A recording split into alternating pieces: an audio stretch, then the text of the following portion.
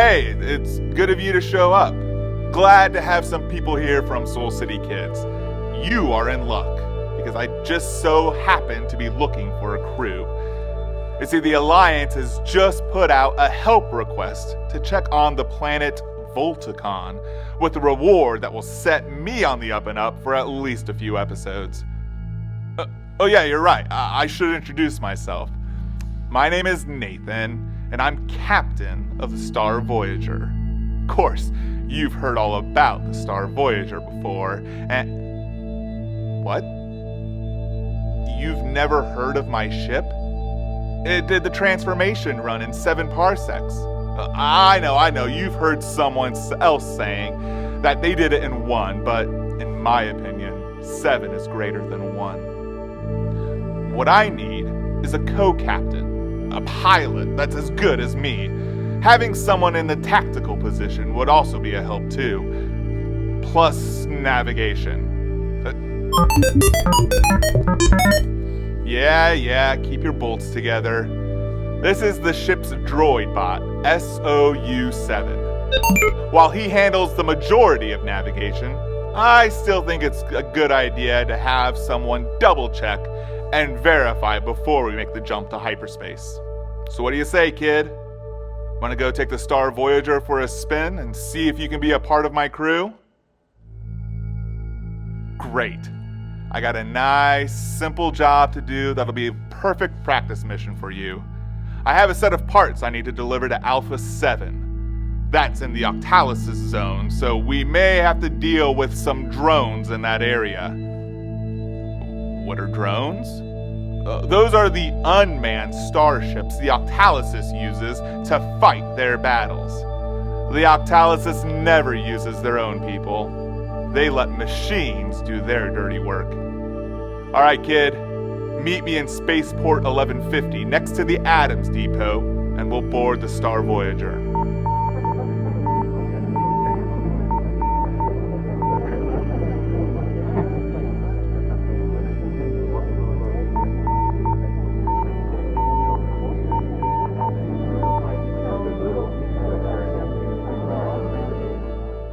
Well, hey, it's about time you showed up. I was beginning to think you had chickened out. Welcome aboard my ship, the Star Voyager. It may not look like much, but it's got it where it counts. I've made a lot of special modifications myself, so if you'll just have a seat in the co-pilot's chair, we can get out of here.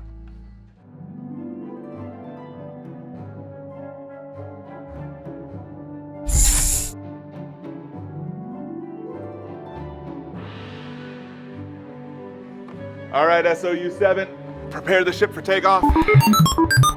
Okay, kid, you see that flashing button? I need you to push it.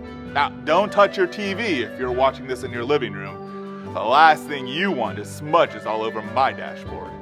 Just reach out, use your imagination, and press the button in 3, 2, 1.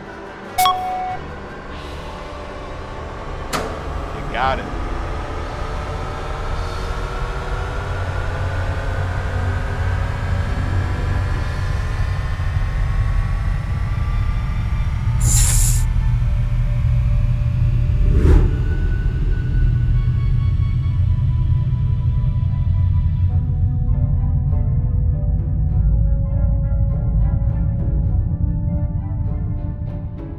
All right, we're just past Earth and out into space.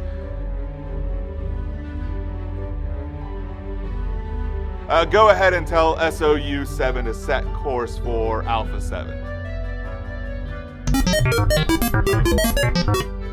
He's not going to do it unless you ask him. There we go. Coordinates are set. All that's left to do is to pull the lever to jump to hyperspace. What do you say, kid? You want to make the jump? If so, all you have to do is reach out and push the lever. Are you ready?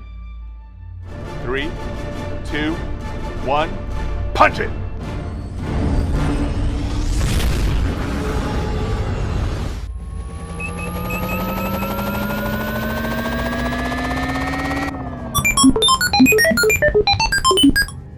That's right, SO. We need to keep an eye out on our scanners when we arrive to make sure there are no drones in the area. Now, this is a pretty short trip, so I don't want you wandering off into another YouTube video or playing games on your smartphone or things like that. Quick, pull the lever back to bring us out of hyperspace. In 3, 2, 1, pull!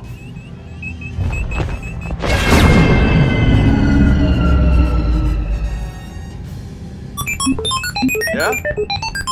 Thanks for the heads up, SO. So far, it looks like the area is clear, but keep those sensors peeled. Something tells me the Octalysis won't like that we're dropping these supplies off for the people of Alpha 7.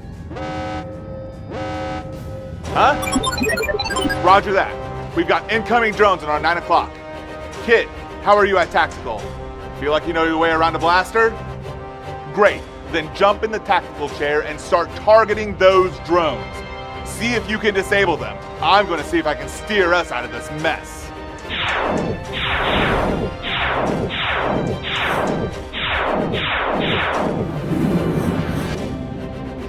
Great shot, kid, but there's still more out there. Don't let your head get too big and keep targeting.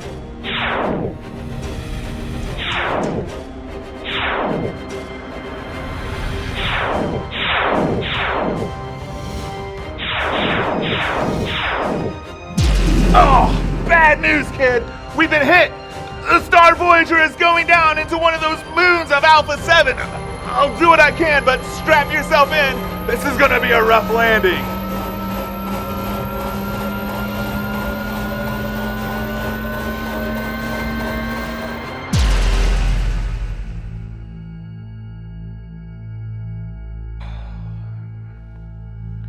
You okay? What? Alright, so see what you can do about that hyperdrive. Kid, I need you to check on the cargo and make sure it's alright. What do you mean, SO? Look, I know the kid is new, but you gotta trust them. Come on, jump in and help us out. I learned a long time ago that it does well to help other people if you want to make a mark in this galaxy. Uh-oh. Looks like this ball needs some convincing. Hey kid, SO is a little worried about those drones out there and thinks there's no hope. Any ideas of something we can share with them? Like, have you heard any good stories recently? On the Bible? Oh wait, I've read that before. That has those true stories in it about a guy named Jesus, right? Hey SO, pull up a Bible story about Jesus. Let's see if that can help us out in this situation.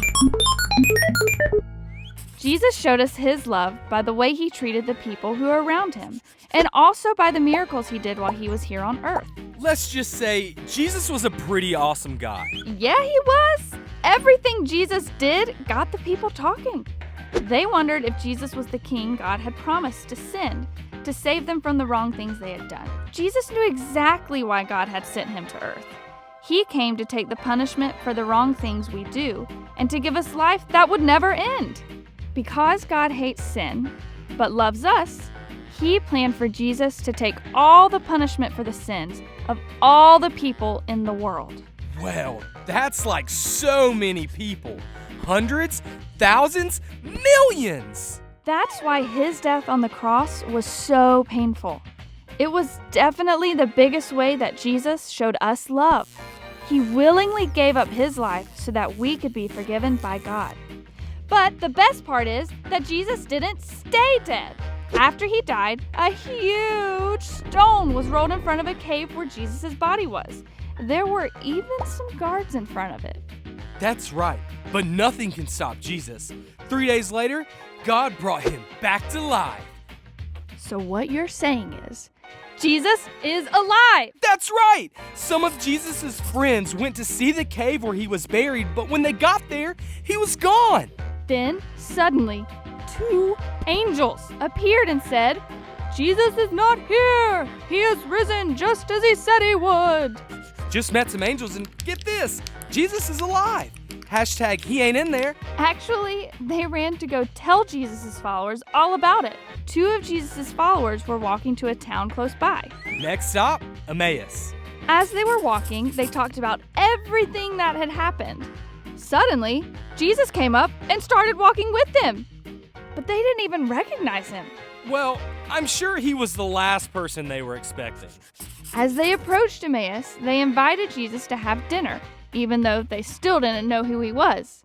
Sure enough, Jesus joined them at the table, taking the bread and giving thanks. Oh, come on, guys. It's this guy. It's Jesus. Well, as Jesus broke the bread to give to them, it was like a light bulb went off in their heads. Ding. As soon as they realized it was Jesus, he disappeared from their sight. Can you believe it? I believe it. Jesus really did come back to life. He did. He appeared to over 500 people, so we would know it's true. Jesus' power over death is good news for us, too. When you admit that you've done wrong things and believe in your heart that Jesus died and came back to life, you can be saved and live forever with God in heaven one day. That's all because we know Jesus is alive. And there it is, SO. That's why we do what we do. I know the Alliance is looking to pay me a reward for helping them with this whole VOLTOCON business, and I'll be honest, the credits will help, but that's not why we took on a job like this, or any job for that matter. We know that Jesus cares for us, and in turn, we should show his love to others. That's what makes his dying on the cross and coming back to life so remarkable.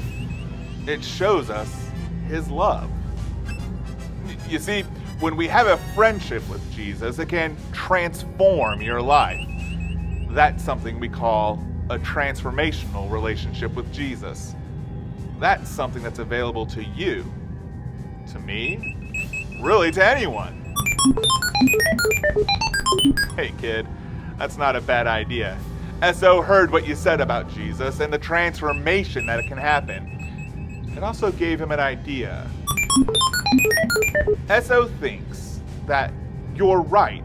He could hack into the drones that are flying around on the surface looking for us and transform them from hunting drones to peaceful drones. It's worth a shot. Hey kid, give the command to SOU7 to jam the drone's frequency and transform them to a message of peace. Okay, there's only one way to find out if this worked. Go ahead and prepare Star Voyager for takeoff. We gotta see if SO was successful.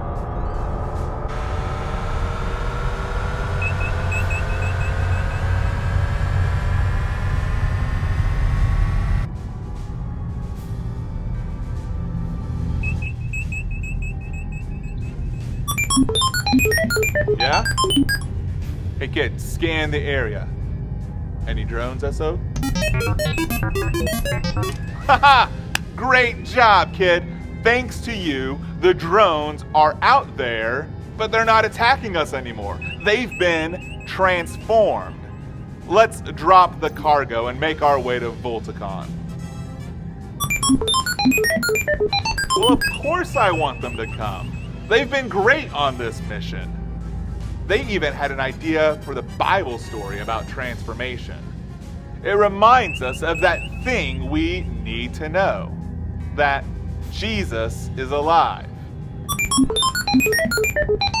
Sure, let's all repeat that together. Ready? Jesus is alive. That's why it's possible to have a transforming friendship with him. He's alive today. In fact, we can talk to Jesus whenever we want by praying. So let's go ahead and do that now. Jesus, we thank you for the transformation that you offer us by giving us a friendship with you. Today, it's my hope that all of us have made that decision to have a friendship with you. And if we haven't made that decision yet, that this time would be the right time to make that choice. We thank you for all you've done for us. In your name we pray. Amen. All right, let's drop the cargo and set a course for Voltocon to head on out. We'll see you in the next episode of Star Voyager.